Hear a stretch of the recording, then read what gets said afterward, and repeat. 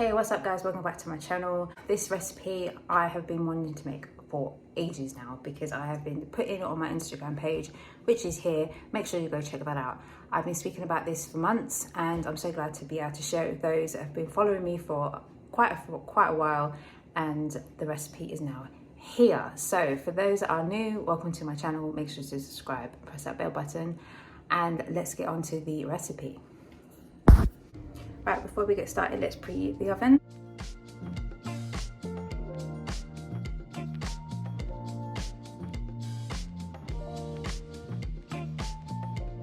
So all the ingredients I've got here will be down in the description. So if you need to go out and buy any of the ingredients prior to baking this, then please do pop over to there.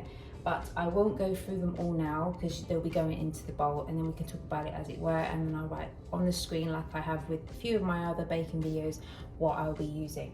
So firstly, in a large bowl, we're going to be putting our dry ingredients. So the first one is self-raising flour, and you'll need 2.5 cups of that.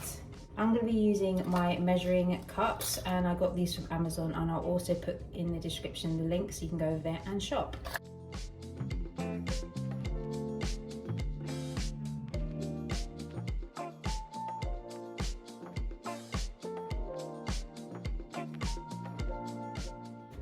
One cup of caster sugar, 1 cup of dark brown sugar,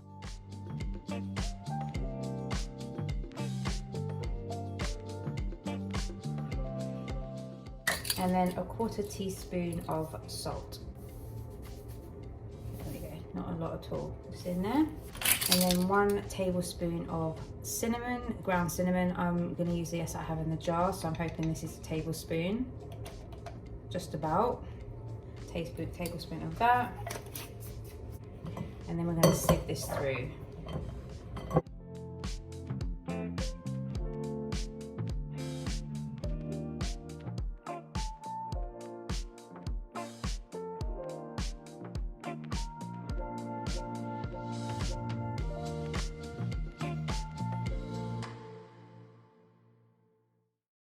I've just added 125 grams of softened room temperature butter. I've used the one from Flora that was left in my fridge, and a little bit left over that was in a tub as well.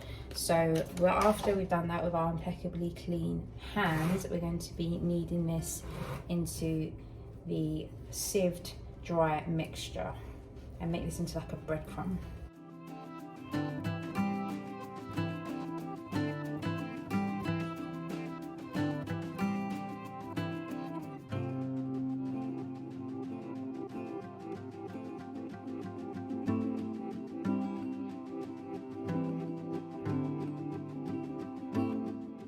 Okay, in a jug, we're going to be adding 1 cup of oat milk.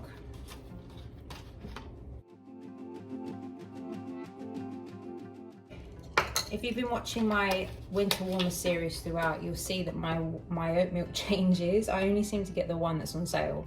So any will do, but this is the one I have for this week. 1 tablespoon of olive oil. And we have 3 ingredients left, and then I just noticed that this ingredient isn't put in there, which is the most important thing, otherwise the cake will not rise. So I will quickly put that in there as well. And you need 1 tablespoon of that. In you go. Okay, back to the wet ingredients. And also, that is a quick tip, that if you put your ingredients to one side after you've used them, then you know what's left to use, and then you won't get lost with that, which I've done before and then forgotten to put ingredient in, and then the entire recipe is ruined. So now I have the egg replacement to put in there, and then the vanilla. So now I'm going to be putting an egg equivalent of 2 eggs. So if you're vegetarian and you don't use egg replacements, then you need 2 medium eggs. So I know this just by winging it because I've used it so many times, but the box itself, depending on which one you use, will give the instruction of what 2 egg replacements or 2 egg replacements will be. So mine's roughly about 2 tablespoons of this one.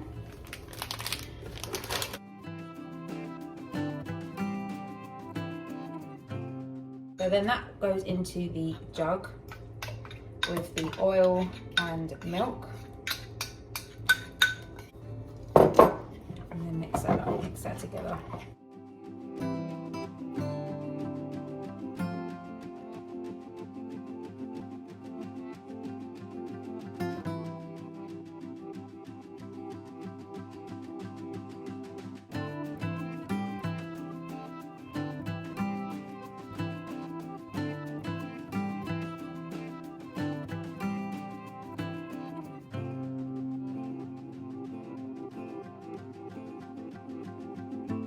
This point is like an ice cream sort of texture or consistency with your batter, and all the flour is, make sure that it's combined, so you have to make sure you look at the bottom, which is why I add half first and then the other half later, so there's no flour just floating around in there.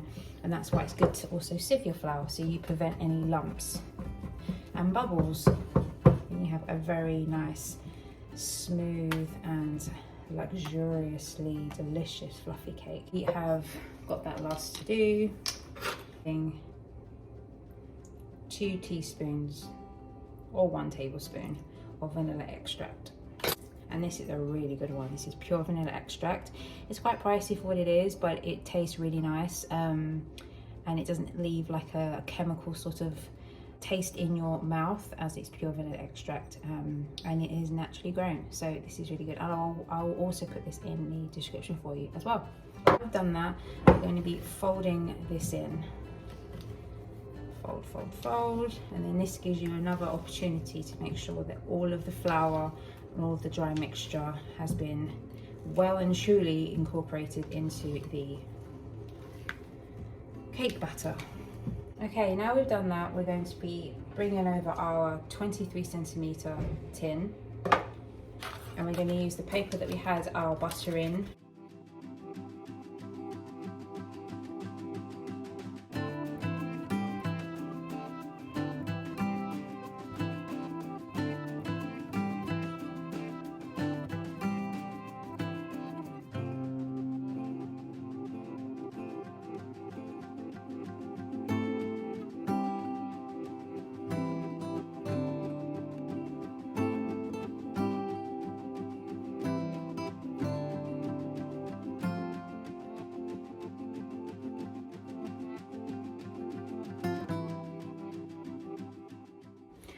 Okay, so I left it in a little bit too long, but not too bad where it's burnt, but it dipped a little tiny bit in the center because I opened the door. So we're gonna see how it is from the bottom.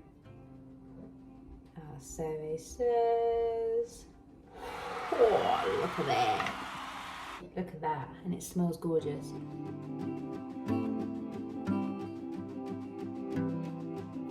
We're going to be adding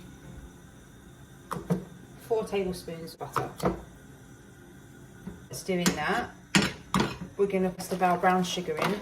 So this was a 500 gram bag, so we're going to put, I would say, probably about 175 grams worth of sugar in there. I'm going to dump that all in there. This is going to be, like I said, this is going to be our sauce, so you want it to be as sticky and as glorious as possible. So this is our syrup. It's not like a toffee or anything. That we're just going to gradually pour water in. So it's about 2 tablespoons of water. Add more or add less. I'm going to have mine quite, not thick, but not too thick, if that makes sense.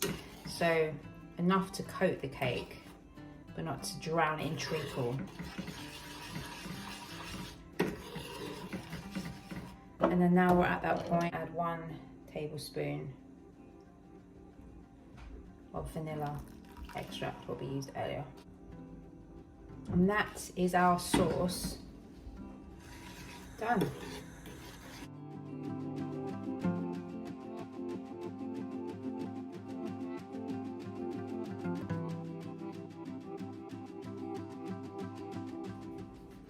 And there you have it, new top because we've just showered. But here you have it, the brown sugar cake. I'm gonna make a slice and have a cup of tea.